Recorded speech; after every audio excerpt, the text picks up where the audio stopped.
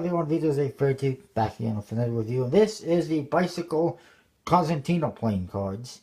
If you're not familiar with Cosentino, he's a Australian magician, illusionist, who was on Australia's Got Talent several years ago. He came in second place, losing to a Justin Bieber wannabe who has been less than successful in his career compared to Cosentino, who came in second place. Apparently, he also won Australia's version of Dancing with the Stars at some point in time, which is pretty interesting. Anyways, enough about that. This is a deck of cards that he produced a few years ago. Top says Bicycle, bottom says Cosentino playing cards. One deck is in white, one is in blue. You can see a slight color variation between them. And you see his image on the front. He kind of reminds me a bit of Chris Angel. Maybe Dan Sperry a little bit. On the one side it says illusionist, made in USA. On the other side it says cosentino.com.au. Top, it might say something, but I can't tell because of the seal. Actually, it does say Cosentino something. I guess in Cosentino playing cards, whatever, under the seal. Bottom is just USB-C info. It shows that the white one is from 2013 and the blue one is from 2012. You can see the backs, simple but nice. And this is a standard USB-C seal. And let's look at the cards right now. And then the flap is this trademark stuff that, of course, that's required by USB-C. Inside, first of all, you get a card for his social media links, Facebook, Twitter, YouTube, /the Cosentino. And the back design of the cards, it just says Cosentino, top and bottom, and you see all sorts of gears and cogs in there. Kind of a steampunk look, which is fine, and there's kind of a gray color to it. There is one more ad card that looks like the front of the box. It says Cosentino, cosentino.com.au, and you see him there doing a mystifying pose.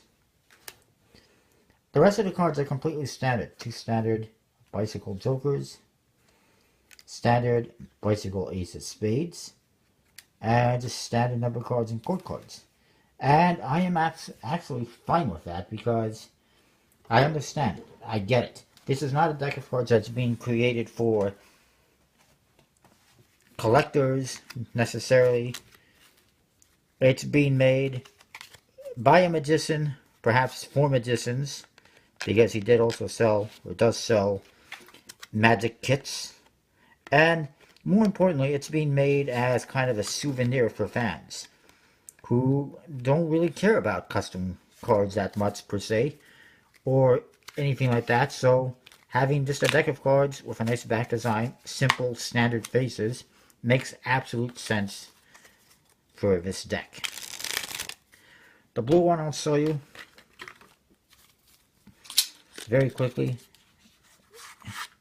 It's exactly the same. They horribly cut the ad cards, as you can see, but it's just on the back, on the faces. Reason being, because it's a completely standard deck of cards, the faces were already produced. All they had to do was custom print these two faces and then glue them onto the backs, and they did a horrible job of cutting them, is all there is to it. I do really like the color of the blue one. Very nice color, really pops. Well, I shouldn't say really pops, but it's a really nice color. I will mention that you can get the white deck on his website, cosentino.com.au. The blue deck is sold out. It's damn near impossible to get this. I lucked out. The nice ladies at Cosentino's website actually found one in storage and were gracious enough to sell it to me. And so I think I got a pretty good deal. They're like 12 bucks Australian on the website, which is even cheaper in US currency. It's even cheaper in Canadian currency. Yeah, Bicycle stock Irkus and Finis. Maybe a little bit different than what we had right now because it's from a few years ago, but it's still very good.